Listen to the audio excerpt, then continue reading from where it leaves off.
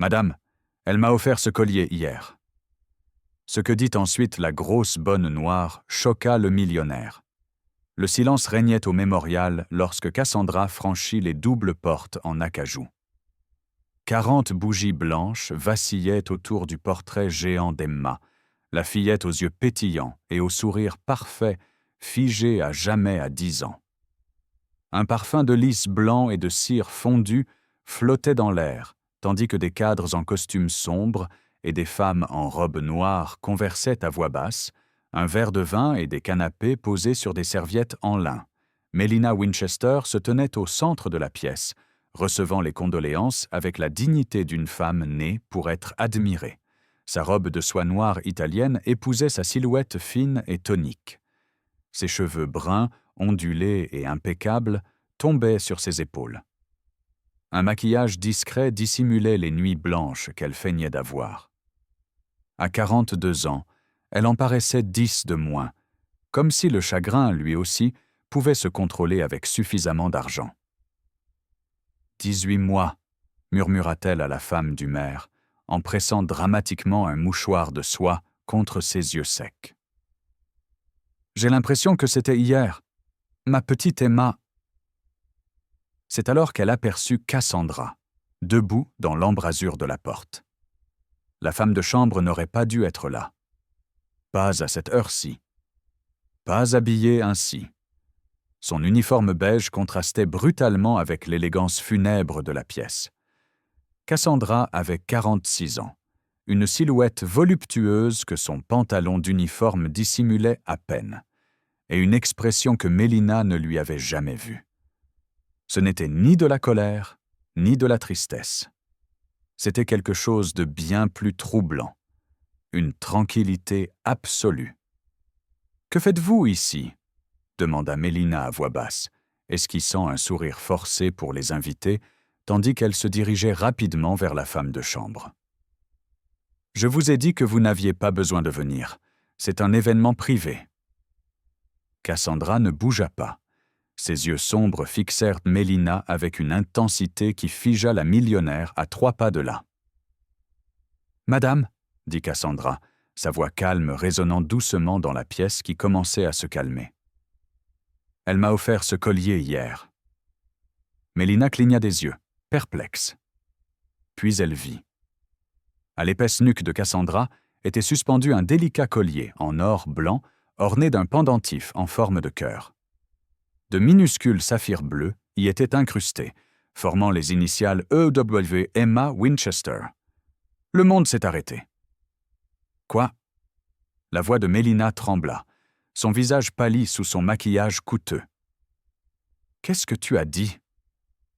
Elle me l'a donné hier, répéta Cassandra, en touchant le pendentif de ses doigts calleux à force de frotter les sols en marbre.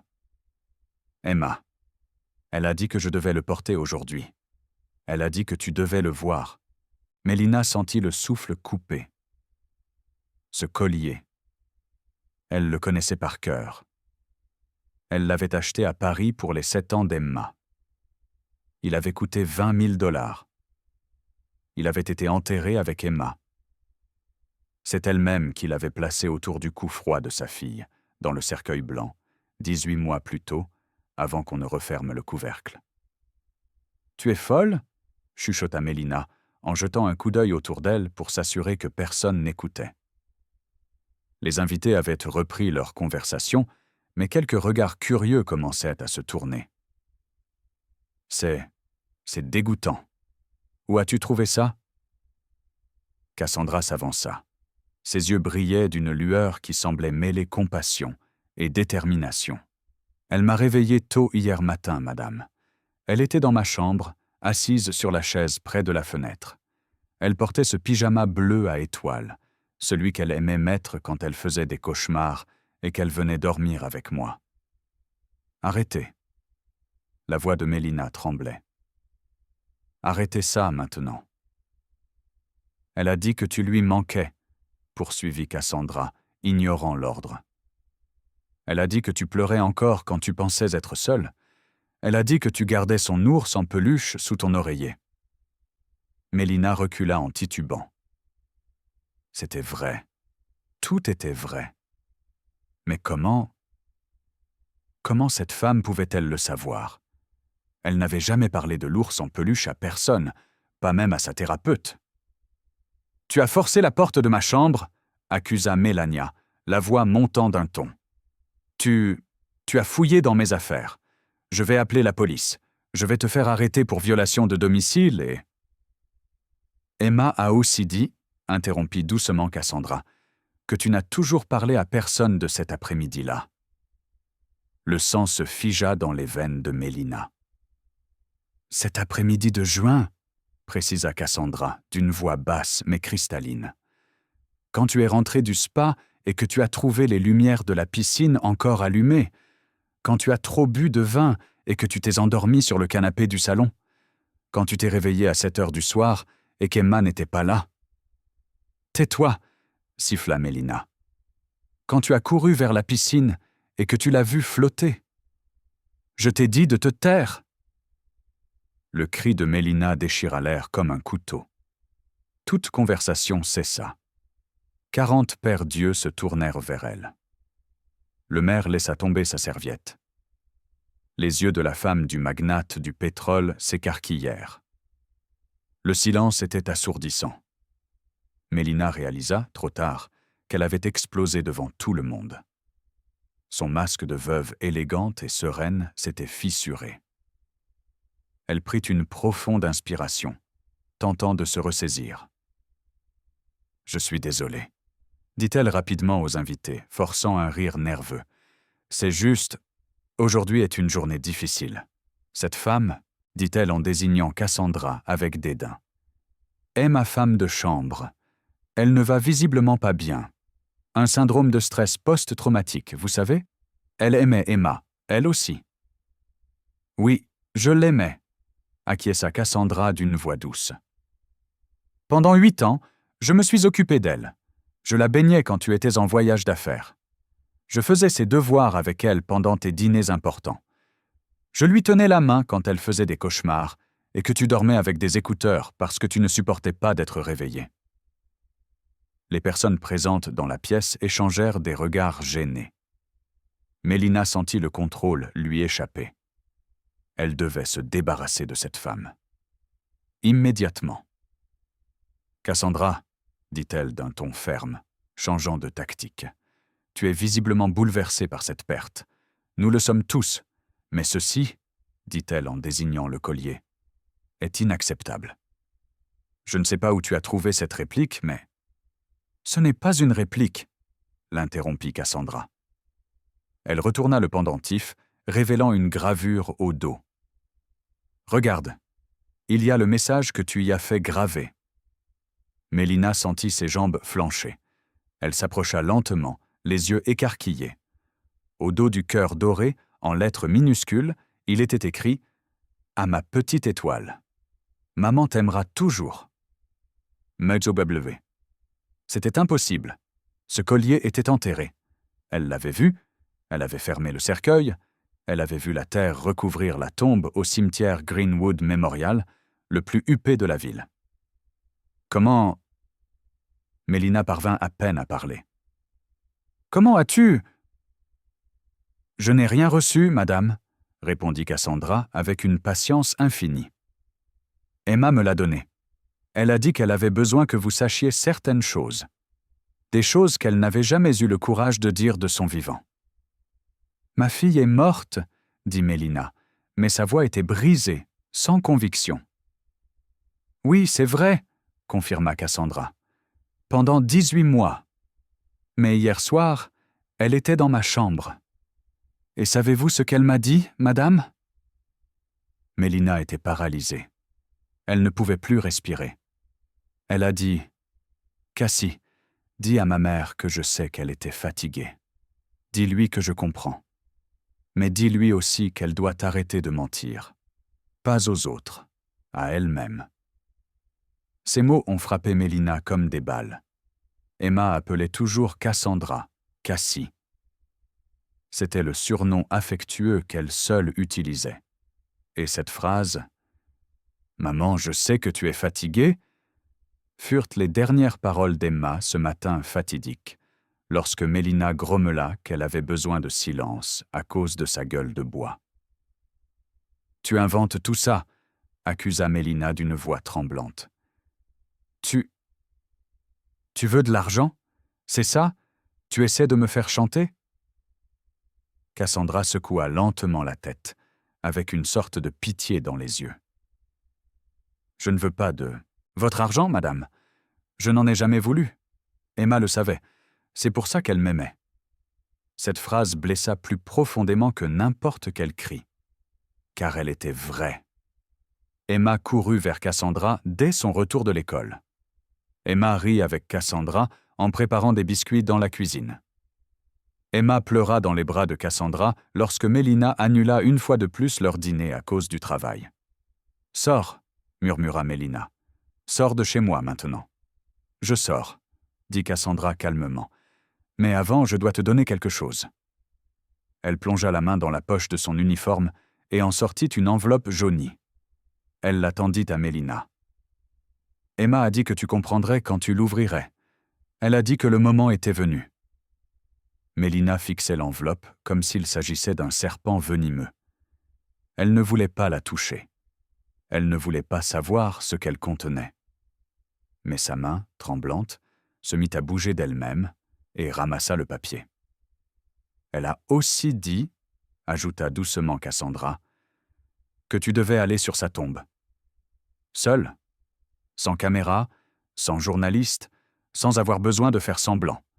Juste toi et elle, comme vous n'avez jamais réussi à l'être de votre vivant. » Puis Cassandra se retourna et se dirigea vers la sortie, laissant derrière elle une salle remplie d'invités sous le choc et un millionnaire tenant une enveloppe entre ses mains tremblantes. Mélina resta immobile, incapable de comprendre ce qui venait de se passer. Le collier, les mots, la connaissance impossible de moments intimes. Sa raison hurlait que c'était impossible. Mais son cœur, cet organe blessé qu'elle avait enfoui avec Emma, murmurait autre chose. Elle ouvrit l'enveloppe d'une main tremblante. À l'intérieur, une simple photographie, décolorée et froissée sur les bords. On y voyait Emma, 5 ans, serrant Cassandra dans ses bras dans la cuisine. Toutes deux souriaient à l'objectif. Au dos de l'écriture enfantine et irrégulière d'Emma était écrit « Maman, si tu lis ceci, c'est parce que Cassie a tenu sa promesse. Elle a dit qu'elle garderait cette photo pour quand tu serais prête. Je t'aime, mais je sais que tu n'as jamais su m'aimer comme j'en avais besoin. Ne sois pas triste. Cassie m'a appris que l'amour ne se résume pas aux mots, mais aussi à la présence. Et tu étais occupée à être importante, ce n'est pas grave. Je voulais juste que tu saches que j'étais heureuse malgré tout. Ta petite étoile. » Le papier glissa des mains de Mélina et tomba sur le sol en marbre. Et pour la première fois en 18 mois, devant 40 personnes importantes, la millionnaire Mélina Winchester fondit en larmes. Car désormais, elle le savait. Ce collier n'aurait pas dû être là. Cette photo n'aurait pas dû exister. Et ces mots n'auraient pas dû être possibles. Mais d'une manière ou d'une autre, ils l'étaient.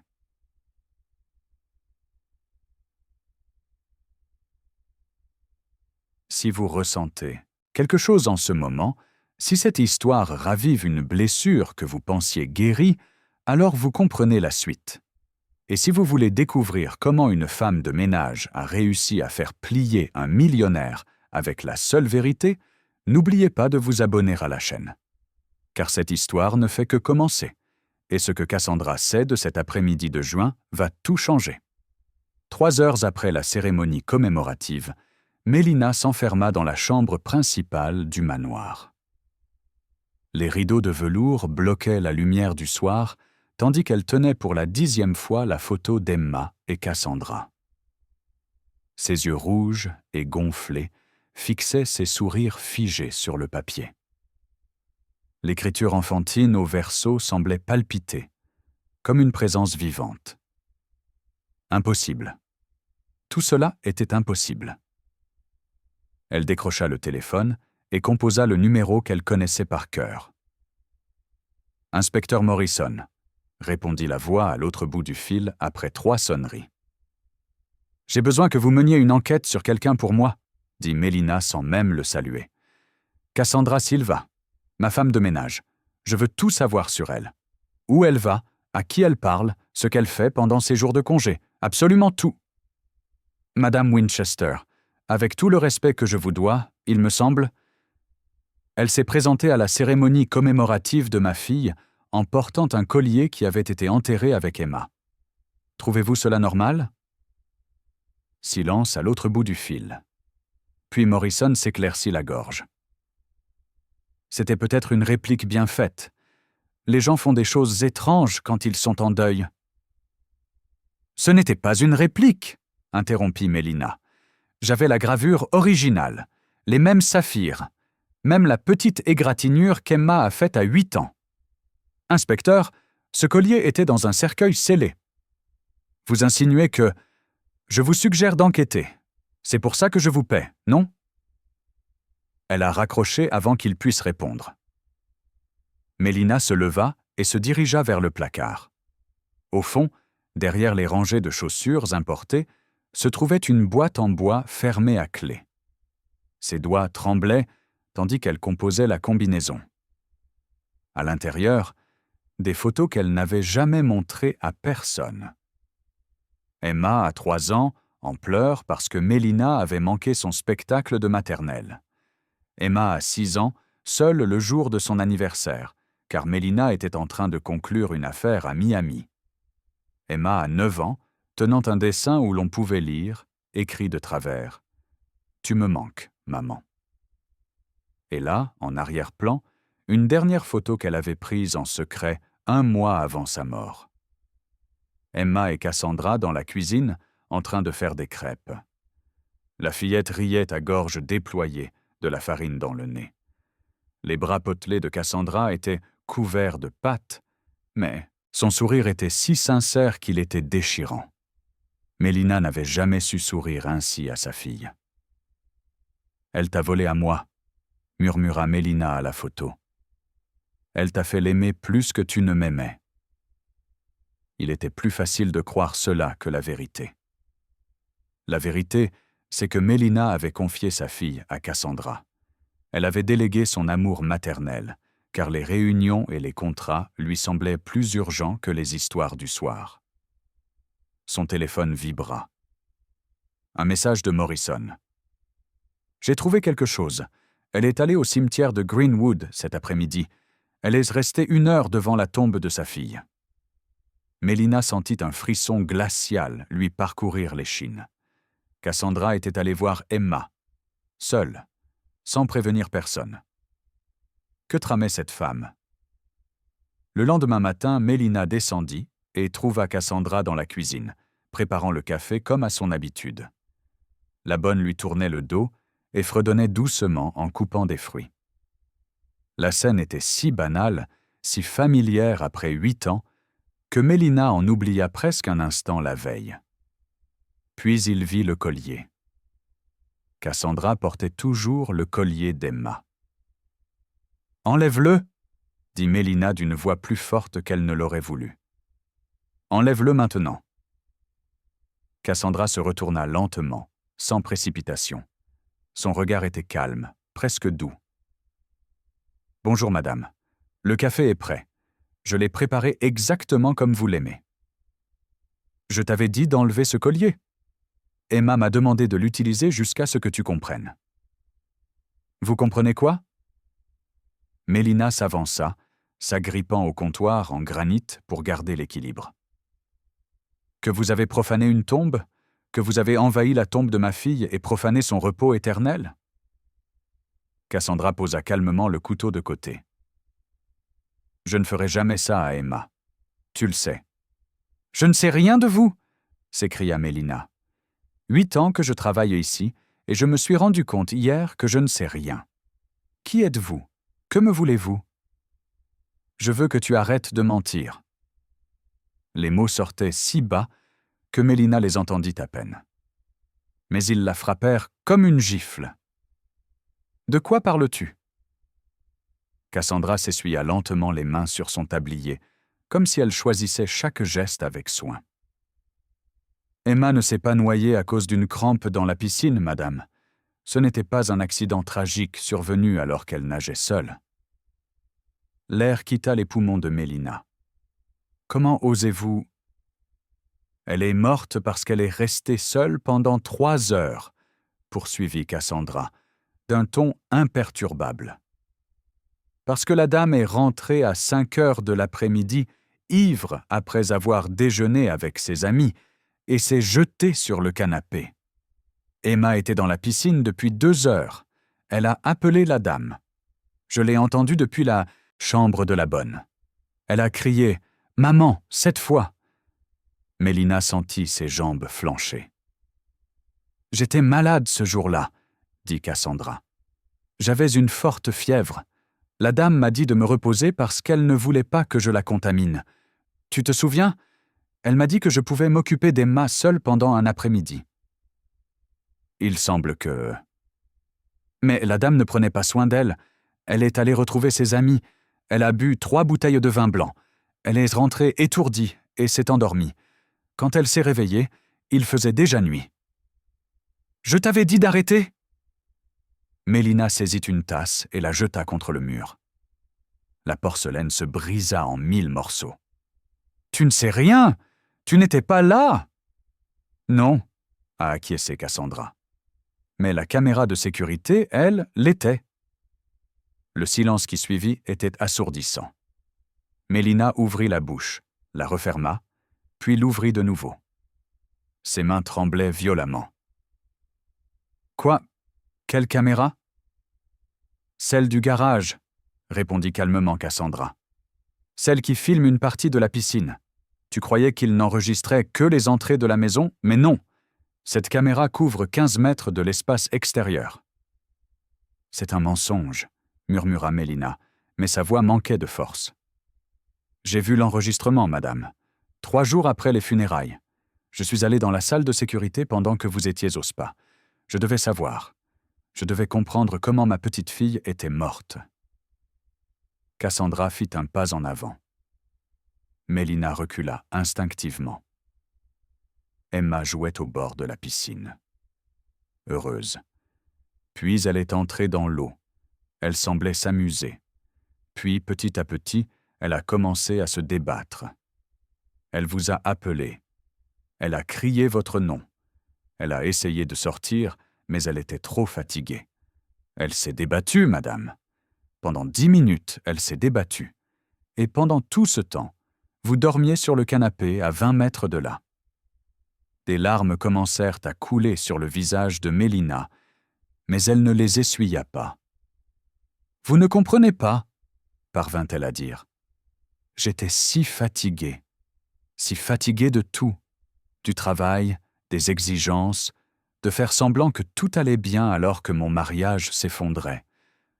Je voulais juste dormir. Je voulais juste un moment de paix. Et sa fille a payé le prix de cette paix. » La douce cruauté de ces mots a brisé quelque chose en Mélina. Elle s'est effondrée sur le sol de la cuisine, en sanglotant. « Je ne voulais pas! Je jure que je ne voulais pas! Quand je me suis réveillée et que je l'ai vue flotter... Oh mon Dieu, quand j'ai vu ça... » Cassandra ne fit aucun geste pour la réconforter. Elle resta là, immobile, à la regarder. La femme a appelé le détective Morrison avant même d'appeler l'ambulance, a déclaré Cassandra. Elle lui a demandé d'arriver en premier. Elle lui a offert 50 000 $ pour s'assurer que le rapport conclue à un accident. 20 000 $ supplémentaires pour que le médecin légiste confirme les conclusions, et un nouvel appartement pour faire taire le chef de la police. Mélina releva son visage baigné de larmes, les yeux écarquillés de terreur. « Comment le sais-tu ? » ?»« Parce que j'étais dans la maison, madame. Et dans cette maison, les murs ont des oreilles. » Cassandra tira une chaise et s'assit lentement, sans quitter des yeux le visage de Mélina. « Pendant ces 18 mois, je suis restée silencieuse. J'ai nettoyé cette maison. J'ai préparé vos repas. Je vous ai écouté donner des interviews télévisées où vous parliez de votre désespoir suite à la perte de votre fille. Je vous ai vu créer une fondation au nom d'Emma pour prévenir les noyades d'enfants. Je vous ai vu verser de fausses larmes lors d'événements caritatifs où vous facturiez 20 000 livres par table. Ce n'étaient pas des mensonges, murmura Mélina. J'aimais ma fille. Tu adorais l'idée, corrigea doucement Cassandra. Tu aimais avoir quelqu'un qui dépendait de toi, mais quand cette personne avait vraiment besoin de toi, quand elle t'appelait à l'aide, tu choisissais le vin et le canapé. Mélina se couvrit le visage de ses mains, son corps secoué de violents sanglots.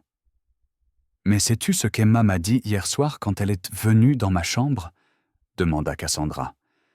Elle m'a dit « Cassie, ma mère a besoin d'aide. Elle est aussi perdue que je l'étais dans cette piscine, et personne ne la sauvera si tu ne fais rien. » Mélina leva les yeux, rouge et confuse.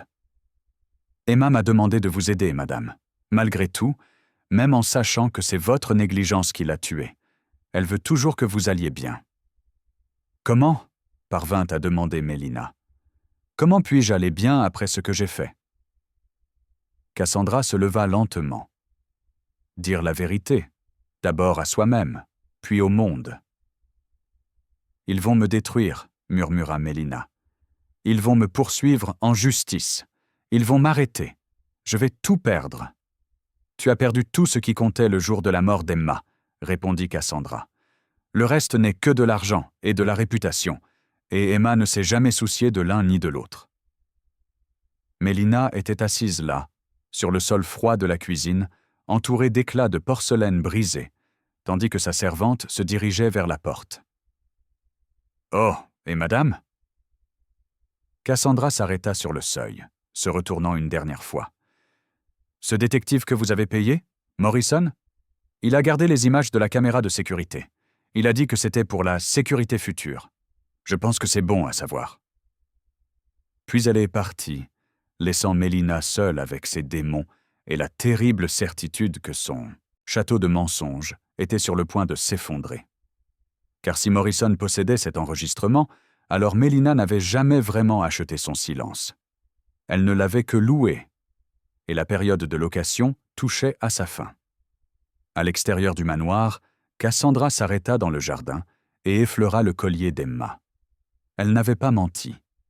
Emma lui était réellement apparue. Mais ce que la jeune fille avait demandé n'était pas de l'aide pour sa mère. C'était justice. Et Cassandra commençait à peine à livrer. Cassandra attendit 3 jours avant de passer à l'action. 3 jours de routine parfaitement normale. Se lever à 5h30, préparer le café de Mélina, nettoyer la maison de 700 mètres carrés, servir le dîner à 20h précises. Comme si de rien n'était. Comme si le monde de Mélina n'était pas sur le point de s'écrouler. Mais Mélina remarqua la différence. La bonne fredonnait en faisant le ménage. Elle souriait en servant le repas. Ses épaules étaient plus légères qu'auparavant, et ce maudit collier pendait toujours à son cou épais, brillant sous les lumières de la cuisine comme un rappel constant. Le matin du 4e jour, Mélina a reçu un appel téléphonique. « Madame Winchester, ici Karen Chang du Daily Observer. J'aimerais vous poser quelques questions au sujet de la fondation Emma Winchester pour la prévention de la noyade infantile. » Mélina se détendit dans son fauteuil de bureau en cuir. Les interviews avec la presse étaient un terrain familier, maîtrisable. « Bien sûr, vous pouvez demander. » Je crois savoir que la Fondation a récolté près de 2 millions de dollars l'an dernier grâce à des événements caritatifs. Pouvez-vous nous dire comment ces fonds ont été utilisés? Nous investissons dans des programmes éducatifs pour les parents et des cours de natation gratuits dans les communautés défavorisées, répondit Mélina machinalement. C'était le discours qu'elle avait répété des dizaines de fois. Intéressant, car nos archives montrent que seulement 300 000 dollars ont été alloués à ces programmes. Le reste a servi à couvrir les frais administratifs. Pourriez-vous détailler ces frais? Mélina se redressa. Son ton changea instantanément. Qui vous a donné accès aux documents financiers de la Fondation? Ces informations sont confidentielles. Une source fiable, Madame Winchester. Quelqu'un qui travaille en étroite collaboration avec vous et qui se soucie du détournement des fonds destinés à la mémoire d'un enfant décédé. Le téléphone a failli glisser des mains de Mélina. Cette conversation est terminée. Elle raccrocha brusquement et courut à la cuisine. Cassandra faisait la vaisselle, dos à la porte. « Toi » cracha Mélina. « Tu as divulgué des informations de la Fondation à la presse ?» Cassandra se retourna lentement, les mains encore mouillées d'eau et de savon. « Je n'ai rien divulgué, madame. J'ai seulement répondu aux questions qu'on m'a posées. » « Qui vous a donné la permission de parler des affaires privées de cette maison ?»« Emma, » répondit simplement Cassandra. « Elle m'a dit que les enfants qui devaient prendre des cours de natation avaient besoin de quelqu'un pour s'occuper d'eux, car sa mère ne pouvait pas le faire. » Mélina s'avança, le visage rouge de colère. « Vous êtes viré. Je veux que vous quittiez immédiatement ma propriété. » Cassandra s'essuya les mains avec un torchon d'un calme exaspérant. « Vous ne pouvez pas me licencier. »« Comment osez-vous dire cela? C'est chez moi. » »« Oui, mais Emma m'a laissé quelque chose dans son testament. » Mélina cligna des yeux, confuse. « Quoi? » Emma avait 10 ans. Elle n'avait pas de testament. « Oui, c'est exact, » dit Cassandra en sortant une enveloppe de la poche de son tablier. Elle l'a écrite 6 mois avant sa mort. Elle l'a laissée à l'avocat de la famille, M. Patterson, avec pour instruction de l'ouvrir si quelque chose lui arrivait. Patterson ne m'en a jamais parlé. Parce qu'Emma lui avait demandé d'attendre 18 mois, jusqu'à ce qu'elle soit sûre que la dame soit prête à entendre la vérité. Mélina s'empara de l'enveloppe et la déchira. À l'intérieur se trouvait une lettre écrite de la main soignée d'Emma. « Maman, si tu lis ceci, c'est qu'il m'est arrivé quelque chose de grave. J'espère que non. Mais si c'est le cas, je veux que tu saches que Cassie a toujours pris soin de moi. Alors, je lui lègue l'argent de ma grand-mère. Il y a 50 000 $. Je sais que c'est mon argent, parce que grand-mère a dit que je pouvais l'utiliser quand je serai grande. Mais si je ne grandis pas, je veux que Cassie l'ait, parce qu'elle le mérite. Et maman, s'il te plaît, ne sois pas fâchée contre elle. C'est la seule personne qui m'écoute vraiment. Je t'aime. Emma. » Les mots tourbillonnaient dans la tête de Mélina. Le fonds fiduciaire de sa grand-mère. 50 000 $ que la mère de Mélina avait laissé en fiducie pour Emma. Une somme dont Mélina avait complètement oublié l'existence, car elle n'avait jamais eu à se soucier d'héritage, tant elle possédait d'argent. « C'est faux, » murmura Mélina sans conviction. M. Patterson a fait notarier le document original, signé, attesté et parfaitement légal. Emma est venue à son bureau accompagnée de son institutrice, Mademoiselle Roberts. Vous vous souvenez d'elle? L'institutrice que vous n'avez jamais eu le temps de rencontrer? Mélina se souvenait vaguement d'une femme aux cheveux gris, présente aux réunions scolaires auxquelles elle envoyait toujours Cassandra à sa place. Patterson a tout confirmé hier, poursuivit Cassandra. L'argent a été viré sur mon compte ce matin, ce qui signifie légalement que j'ai le droit de rester. Dans ce logement pendant 6 mois supplémentaires, le temps de trouver un nouveau logement. C'est stipulé dans le contrat de travail que vous avez signé il y a 8 ans. Article 17, paragraphe 3. Mélina sentit le sol se dérober sous ses pieds. Cassandra avait désormais de l'argent. Elle était protégée légalement. Elle détenait des informations. Et pire encore, elle possédait le collier d'Emma, une sorte de symbole sacré qui rendait toute attaque contre elle impossible sans passer pour un monstre. « Que voulez-vous » demanda Mélina, la voix brisée. « De l'argent? Vous voulez plus d'argent? Je peux vous payer le double, le triple de ce qu'Emma a laissé. » « Je ne veux pas de votre argent, madame. »« Et alors? La vengeance? Tu veux me voir souffrir ?» Cassandra s'avança, et pour la première fois, Mélina vit quelque chose de sombre dans ses yeux. Je veux que vous ressentiez ce qu'Emma a ressenti pendant ces 10 dernières minutes. Seule, effrayée, appelant à l'aide quelqu'un qui aurait dû être là, mais qui a choisi de ne pas l'être. « Je le ressens déjà tous les jours », murmura Mélina. « Non, madame. Vous vous apitoyez sur votre sort.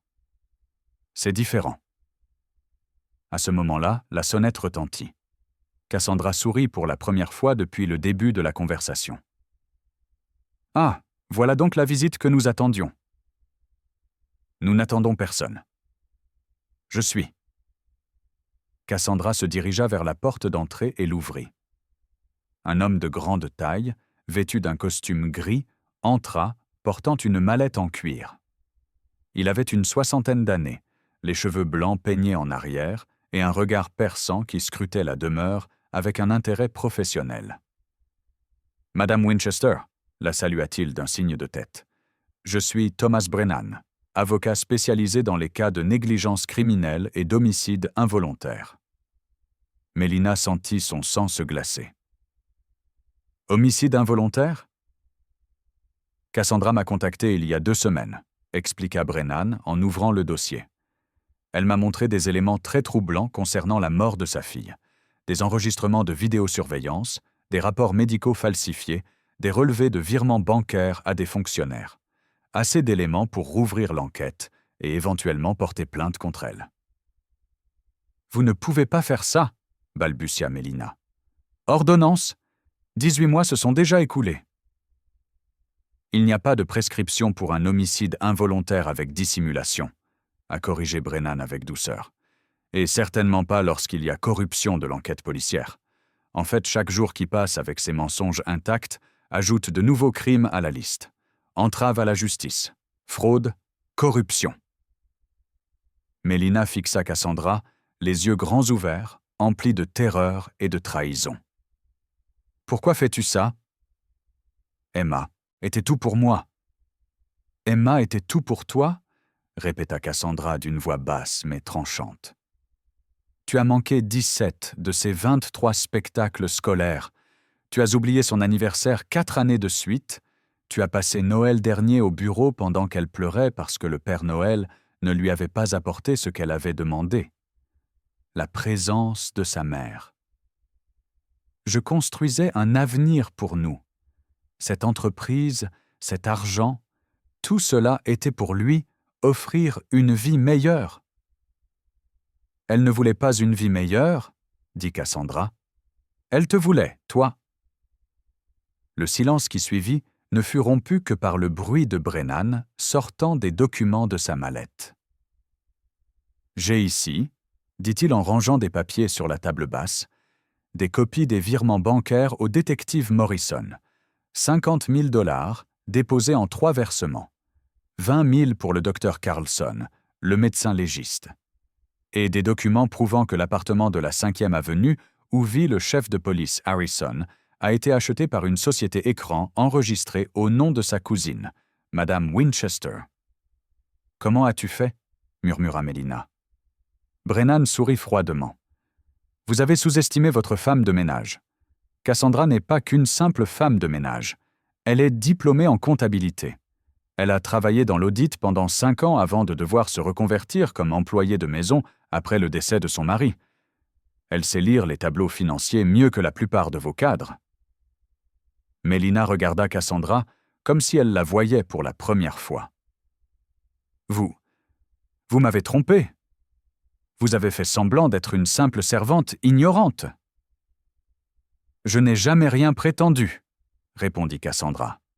« Vous avez simplement supposé. Parce que pour vous, les gens comme moi n'ont pas d'histoire. Nous n'avons pas de diplôme. Nous n'avons pas de compétences autres que le ménage et la cuisine. Emma le savait. C'est pourquoi elle m'aimait. Parce qu'elle voyait qui j'étais vraiment. » Brennan referma le dossier d'un claquement sec. « Voici ce qui va se passer, Madame Winchester. Vous avez 48 heures pour prendre une décision. Première option. Vous tenez une conférence de presse, vous admettez publiquement votre négligence dans la mort d'Emma, vous restituez chaque centime détourné de la fondation et vous coopérez pleinement à la réouverture de l'enquête. Deuxième option, je transmets ces éléments au procureur et vous vous exposez non seulement à des poursuites pénales, mais aussi à une forte médiatisation, sans aucun contrôle sur le récit. « Tu veux me détruire ?» dit Mélina à Cassandra, les larmes coulant désormais librement. « Non, madame, » répondit doucement Cassandra. « Je veux que la vérité sur Emma soit enfin révélée, et si cela détruit l'image trompeuse que vous peint. Vous êtes forgé, alors il est peut-être temps d'accepter qui vous êtes vraiment. » Brennan rangea les documents et se tourna pour partir. « 48 heures, madame Winchester. » Le temps presse. Lorsque la porte se referma derrière lui, Mélina s'effondra sur le canapé italien à 30 000 $. Son empire patiemment bâti s'écroulait. Mais ce qui la blessait le plus, ce n'étaient ni les menaces de poursuites judiciaires, ni la honte publique imminente. C'était en réalisant que sa propre fille avait tout manigancé. Emma, à 10 ans, avait laissé de l'argent à Cassandra. Elle avait écrit des lettres, elle avait consulté des avocats, comme si elle pressentait le pire, comme si elle doutait de la capacité de sa propre mère à la protéger. « Elle le savait, » murmura Mélina. « Emma savait que j'étais une mère horrible. » Cassandra ne répondit pas. Elle se contenta d'effleurer le collier d'Emma et retourna à la cuisine, laissant Mélina seule face au désarroi de ses choix. Mais ce que Mélina ignorait, ce que même Brennan ignorait encore, c'est que Cassandra cachait bien plus. L'enregistrement ne montrait pas seulement Mélina endormie pendant qu'Emma se noyait. Il révélait quelque chose de bien pire, quelque chose qui allait tout changer lorsqu'il serait enfin dévoilé. Et Cassandra attendait juste le moment parfait pour le révéler. Car la justice n'était pas une vengeance rapide. Il s'agissait de voir le château de mensonges s'effondrer brique par brique jusqu'à ce qu'il ne reste plus que la vérité crue et implacable. Et cette vérité allait éclater au grand jour d'une manière totalement inattendue. Mélina resta éveillée 48 heures. Elle passa ce temps enfermée dans son bureau, à boire du whisky à la bouteille, les yeux rivés sur la photo d'Emma posée sur son bureau. Ses avocats lui affirmèrent qu'elle avait une chance de gagner au tribunal si elle maintenait sa version de l'accident. Mais il leur faudrait pour cela discréditer publiquement Cassandra, qualifier l'enregistrement de manipulé et insinuer que la femme de ménage était mentalement instable et obsédée par l'enfant décédé. « On peut gagner », a déclaré leur avocat principal, Stuart Mackenzie, avec une confiance exaspérante. Les jurés compatissent avec les mères endeuillées, surtout les mères riches et belles. Et une grosse bonne qui profère des accusations farfelues ? Allons donc, on va la détruire. Mélina faillit accepter. Elle faillit appeler Stuart et lui demander de préparer la défense la plus agressive possible. Mais en regardant la photo d'Emma, elle remarqua quelque chose qu'elle n'avait jamais vu auparavant. Dans les yeux de la fillette, même lorsqu'elle souriait à l'objectif, se lisait une tristesse ancestrale. Une tristesse que les enfants ne devraient pas connaître. Le matin du 3e jour, Mélina prit sa décision. Il a appelé Cassandra à 6 heures du matin. « Je ferai la conférence de presse », dit-elle, la voix rauque d'épuisement et d'alcool. « Mais à une condition, ne diffusez pas l'enregistrement intégral. Confirmez simplement qu'il y a eu négligence. Vous n'avez pas besoin de détruire ma vie. » De l'autre côté du fil, Cassandra resta silencieuse un long moment. « Tu ne comprends toujours pas, n'est-ce pas ? Ce n'est pas moi qui vais détruire ta vie. Tu l'as déjà fait toi-même. Je vais simplement m'assurer que tout le monde le voit. »« Cassandra, je t'en prie, je t'en supplie, je ferai n'importe quoi. » Cette dame avait 18 mois pour faire ce qu'il fallait. Emma, elle, n'a même pas eu 10 minutes. La communication a été coupée. 3 heures plus tard, la salle de réception du Grand Plaza Hotel était comble. 50 journalistes, 20 caméras et un public de plus de 200 personnes, parmi lesquels des membres de la haute société, des directeurs de fondations et des familles ayant reçu des subventions au nom d'Emma. Mélina monta sur scène, vêtue d'un simple tailleur gris, sans bijoux, les cheveux tirés en un chignon serré. Elle paraissait avoir 10 ans de plus que la semaine précédente. Les flashs des appareils photo crépitèrent, tandis qu'elle s'approchait du micro. « Bonjour », commença-t-elle d'une voix tremblante. « Merci d'être venu. J'ai convoqué cette conférence de presse pour faire une annonce importante concernant la fondation Emma Winchester. » Au premier rang, Cassandra était assise entre Thomas Brennan et Karen Chung, la journaliste de l'Observer. Le collier d'Emma scintillait sous les projecteurs. « Au cours des 18 derniers mois, » a poursuivi Mélina, cette fondation a collecté des sommes importantes dans le but de prévenir des tragédies comme celle qui m'a enlevé ma fille. Mais aujourd'hui, je dois admettre qu'il y a eu des irrégularités dans la gestion de ces fonds. Des murmures emplissaient la pièce. Les caméras zoomaient. J'ai récemment découvert que seule une fraction des fonds collectés avait été allouée au programme promis. Le reste a été détourné vers des frais administratifs exorbitants et... Elle déglutit difficilement. À des fins personnelles, j'assume l'entière responsabilité de cette mauvaise gestion. « Madame Winchester !» s'écria un journaliste. « Vous insinuez que vous avez détourné des fonds d'une œuvre de charité ? Je reconnais avoir manqué à mon devoir de supervision de l'utilisation des fonds.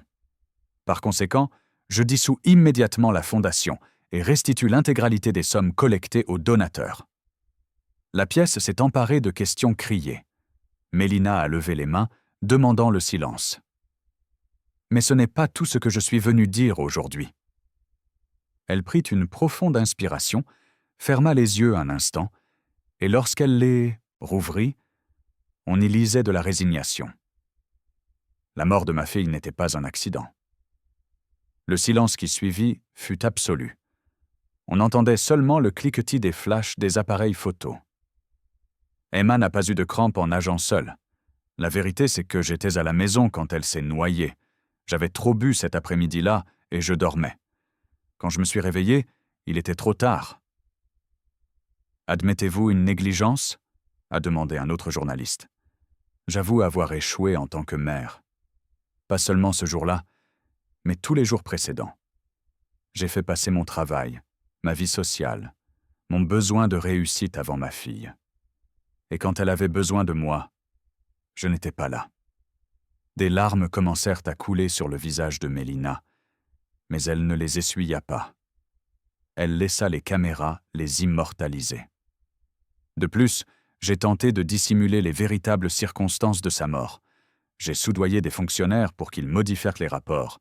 J'ai corrompu des enquêteurs pour qu'ils classent l'affaire comme accidentelle. Et j'ai instrumentalisé la mort de ma propre fille pour me forger une réputation de mère dévouée, alors qu'en réalité, j'étais tout sauf cela. La salle était sous le choc. Les gens se regardaient, incrédules. Au premier rang, Cassandra restait immobile, le visage impassible. Thomas Brennan se leva alors. « Madame Winchester, puisque vous êtes si honnête, pourquoi ne pas montrer au public exactement ce qui s'est passé ce jour-là » Il fit signe à un technicien qui attendait en coulisses. Un écran géant descendit derrière la scène. Mélina pâlit. « Non, » murmura-t-elle. « Tu as dit que si j'avouais... »« J'ai dit que vous deviez tout avouer, » corrigea Brennan. « Mais je n'ai pas dit que ce serait suffisant. » La vidéo a commencé à se lancer. L'enregistrement en noir et blanc montrait la piscine. À 14h23, Emma apparut à l'écran, plongeant dans l'eau avec un large sourire. Elle nageait joyeusement, plongeait et riait. À 14h47, elle commença à montrer des signes de fatigue. À 14h52, elle commença à avoir des difficultés. « Maman !» cria Emma d'une voix étouffée. « Maman, au secours !» Toute la pièce était fascinée par l'horreur qui se déroulait sur l'écran. Emma se débattait, ses bras frappant l'eau, essayant d'atteindre le bord. Mais elle était trop épuisée. La panique dans ses mouvements était insoutenable à voir. Maman, s'il te plaît! À 15h01, quelque chose a changé dans la vidéo. Une silhouette est brièvement apparue à la fenêtre du salon, donnant sur la piscine. Même à travers la vitre réfléchissante, on a pu l'identifier. Mélina. Elle était réveillée. « Oh mon Dieu !» murmura quelqu'un dans le public. Dans la vidéo, Mélina est restée debout à la fenêtre pendant une dizaine de secondes. Emma continuait de crier, la tête à peine hors de l'eau. Puis Mélina s'est éloignée de la fenêtre. Elle a simplement tourné le dos et a disparu de la vue. Emma a coulé pour la dernière fois à 15h04. La vidéo s'est arrêtée. Le silence dans la pièce était si pesant qu'il était difficile de respirer. « Elle l'a vue !» a lancé Karen Chang, assez fort pour que les microphones captent le son. « Vous avez vu votre fille se noyer et vous n'avez rien fait. » Mélina tremblait violemment sur scène, des larmes et du maquillage étalé ruisselant sur son visage.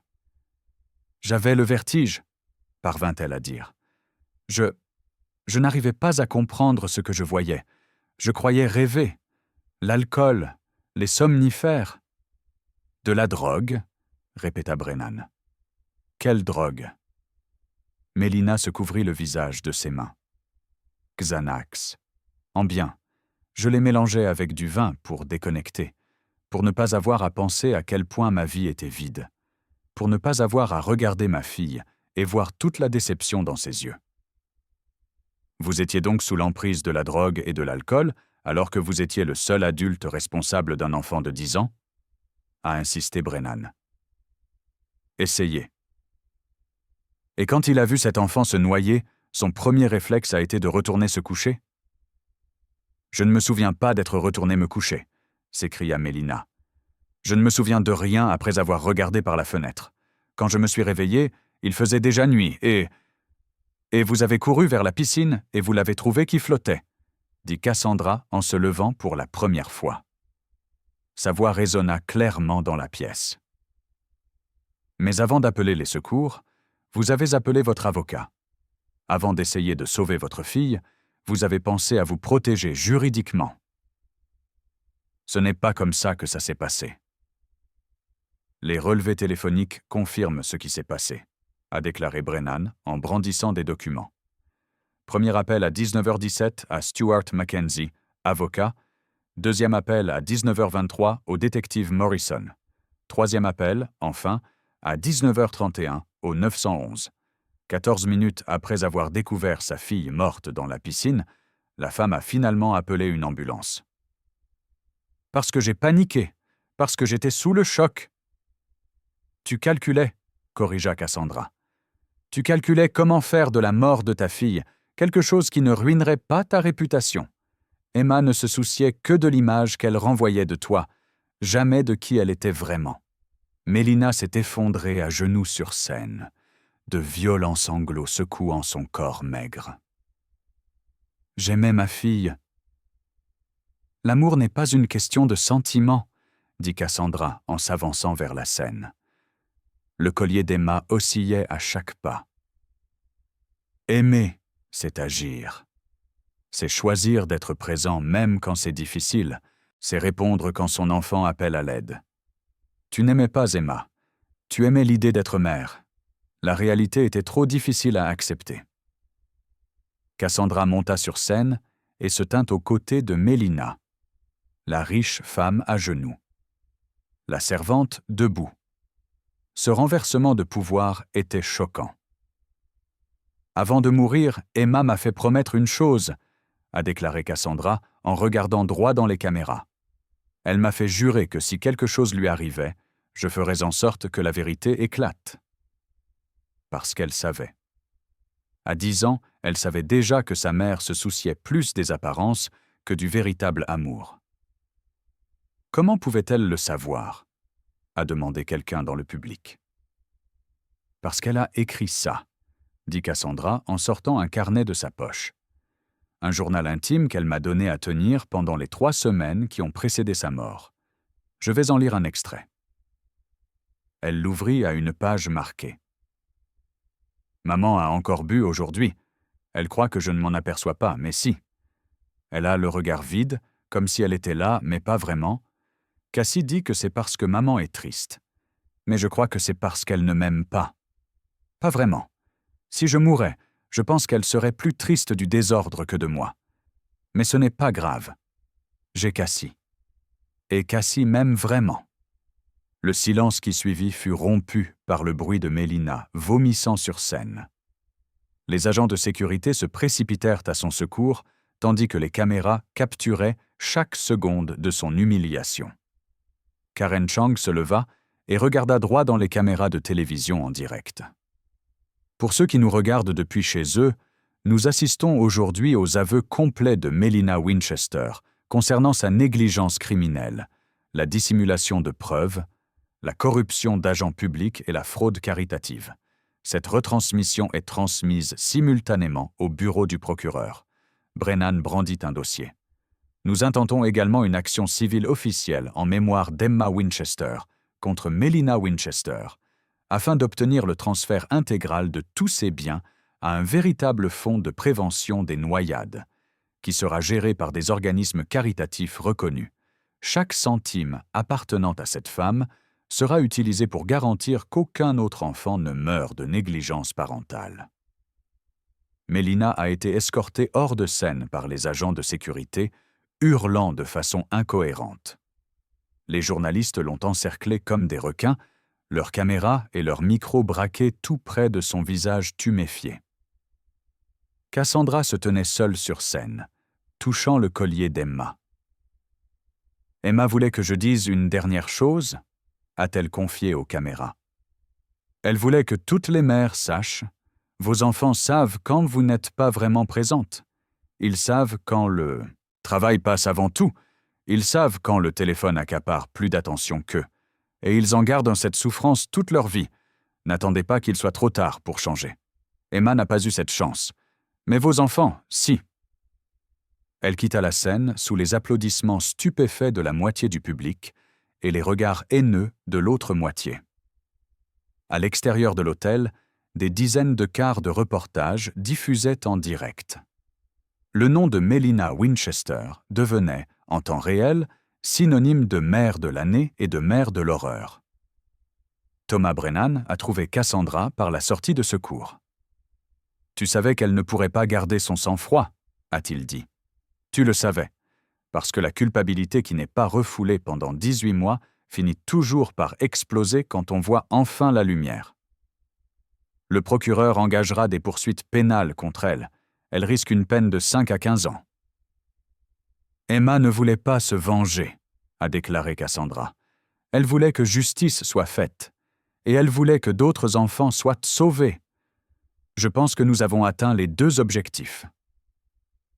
Mais tandis qu'elle se dirigeait vers la voiture, Cassandra savait qu'il restait encore une dernière étape au plan d'Emma. Une étape que personne d'autre ne connaissait. Celle qui garantirait que l'héritage d'Emma soit celui du véritable amour, et non celui de la tragédie. Et cette partie allait tout changer une fois de plus. 6 mois après la conférence de presse, le manoir Winchester fut vendu aux enchères. L'intégralité des recettes fut reversée au fonds Emma Winchester pour la vérité, nouvellement créé et géré par un conseil indépendant composé d'éducateurs et de défenseurs des droits de l'enfant. Mélina était en détention provisoire, sa demande de mise en liberté sous caution ayant été rejetée par le juge, qui avait déclaré qu'elle présentait un risque probable de fuite et un danger pour la crédibilité du système judiciaire. Cassandra était dans le petit appartement qu'elle avait loué avec l'argent qu'Emma lui avait laissé, en train de préparer du thé quand la sonnette retentit. C'était Karen Chang, la journaliste, mais cette fois sans caméra ni enregistreur. « Puis-je entrer ?» demanda-t-elle. « Ce n'est pas pour l'article, c'est personnel. » Cassandra ouvrit la porte et elles s'assirent dans le salon simple mais accueillant. Des photos d'Emma recouvraient un mur entier.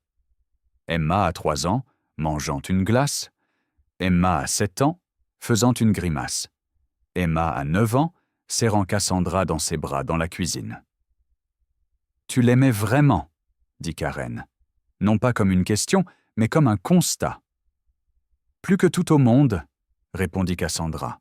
« Elle était la fille que je n'ai jamais pu avoir. » Est-ce pour ça qu'il a fait tout ça?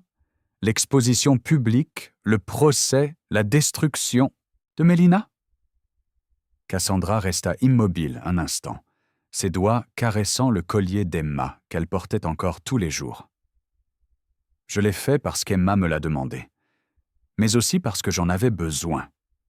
J'ai passé 8 ans à regarder cette fille mendier des miettes d'attention auprès de sa mère.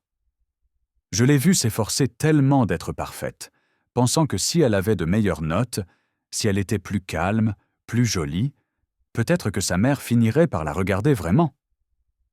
Et Mélina n'a jamais regardé. Pas de la manière qui comptait. Elle regardait Emma et y voyait une obligation, un accessoire coûteux qui nécessitait de l'entretien. Moi, je regardais Emma et j'y voyais un miracle. Karen ouvrit son sac et en sortit une épaisse enveloppe. L'éditeur de The Observer veut publier un livre.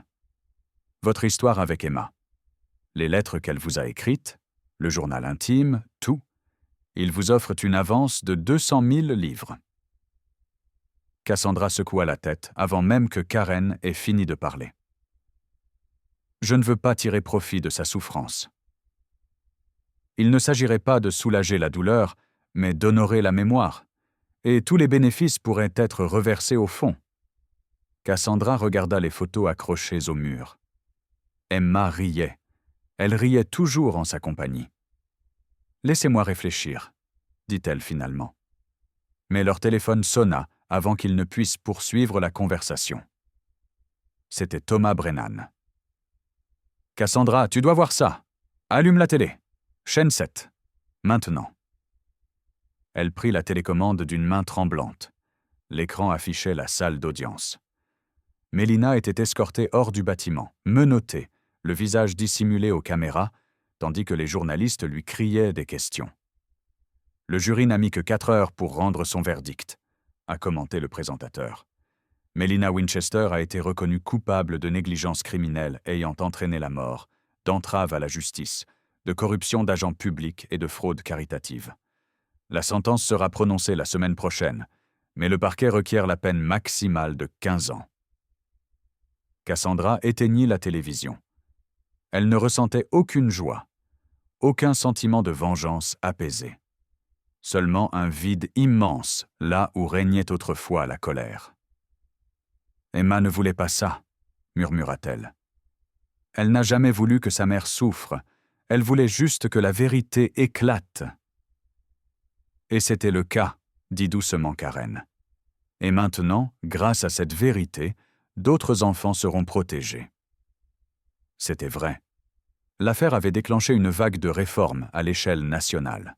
Des lois plus strictes sur la négligence parentale, des programmes de soutien pour les parents toxicomanes et des lignes d'écoute téléphoniques permettant aux enfants de signaler les situations dangereuses à la maison. Le nom d'Emma figurait sur tous ces projets de loi. « Il y a encore une chose », dit soudain Cassandra en se levant. Elle alla dans la chambre et revint avec une vieille boîte à chaussures. À l'intérieur, des dizaines d'enveloppes scellées. Emma me l'a donnée 1 semaine avant de mourir. Elle m'a dit de ne l'ouvrir que si quelque chose lui arrivait. Elle ouvrit la première enveloppe. À l'intérieur se trouvait une lettre écrite de la main soignée d'Emma. « Cassie, si tu lis ceci, c'est que je suis au paradis avec grand-mère. Ne sois pas triste, d'accord? Je savais que ça pouvait arriver. Maman buvait beaucoup et j'étais toujours seule. Mais j'ai une dernière demande. Il y a 23 lettres ici. 1 pour chaque enfant de ma classe. Peux-tu les leur donner? Je veux qu'ils sachent qu'il est important d'avoir quelqu'un qui les écoute vraiment. Comme tu m'as toujours écouté. » Karen essuya rapidement ses larmes. Elle le savait. À 10 ans, elle savait qu'elle était en danger. Et elle a essayé de me le faire comprendre subtilement, admit Cassandra, la voix brisée. Mais je ne voulais pas voir.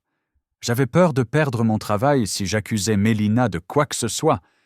J'avais peur d'être perçue comme une bonne indiscrète qui cherchait la bagarre.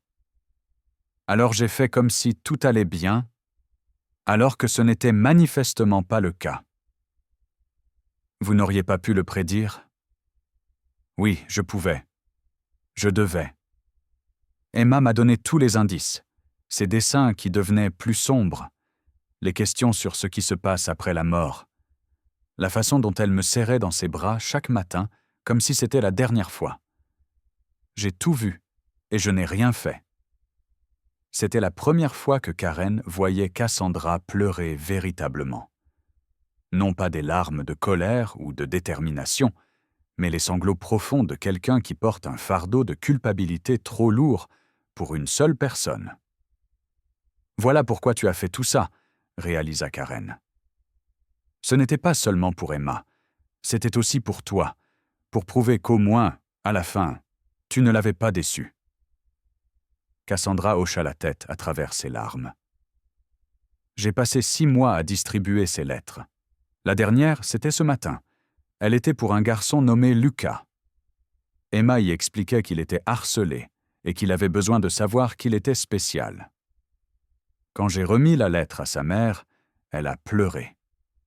Elle m'a dit que Lucas avait tenté de se faire du mal la semaine dernière, qu'elle ne se rendait pas compte de sa souffrance.